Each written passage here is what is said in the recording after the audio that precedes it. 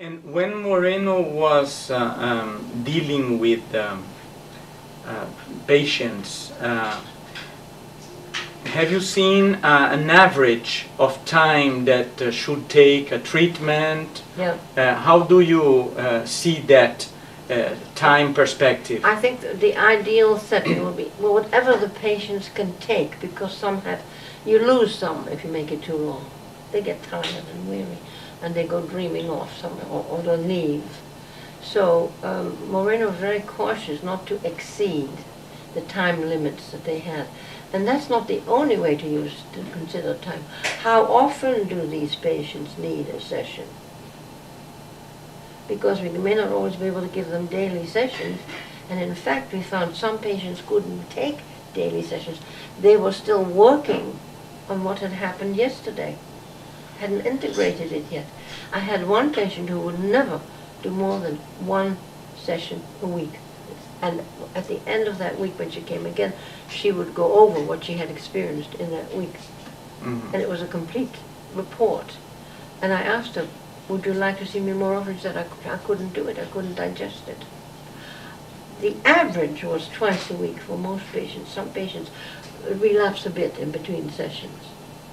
And it kept them at the level where they were when we did it twice a week.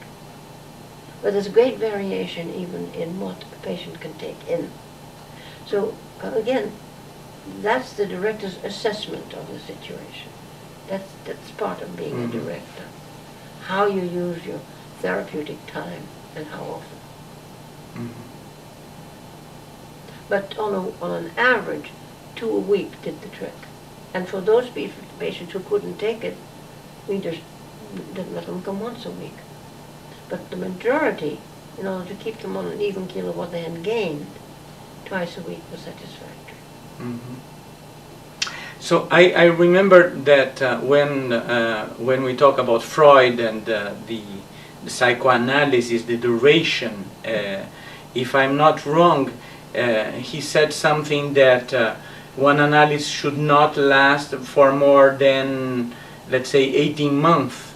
Now we see that psychoanalysis lasts sometimes forever. No? How do you see this question of extending? Well, the question is it for the patient's benefit or is it for the therapist's benefit? Is this an economic source of economics of his finances? The problem with psychodramatists is that they lose the patients very fast because they heal them so fast. They have great turnover. Mm-hmm. But it's not only analysts who take a long time, by the way. They've also started to abbreviate.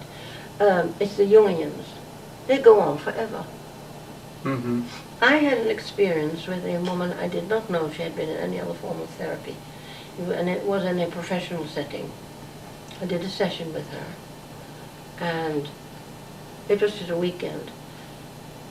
About a month later, we went to the American Psychiatric Association conference, and a gentleman comes up to me and said, "You're Mrs. Moreno." We had a booth where we had our, with a couch, where people would come and sit and talk to us, and we had displays of our books and magazines and information about our training. Mm-hmm.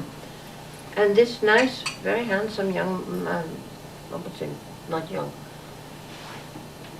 50-ish young man, 50-ish young man, to me everybody younger than me is young, stood by the booth and he said, "You're Mrs. Moreno, aren't you?" I said, "Yes." He said, "Could I talk with you? Could we go downstairs and have a drink?" Because you had to close, the exhibits were closed after 5 o'clock, and there was a security measure.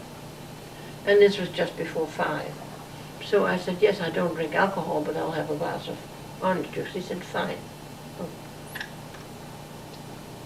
We go down, and we sit down and talk a little bit, and he said, "I wanted to talk to you because you have been able to do in one session what I couldn't accomplish in 2 years."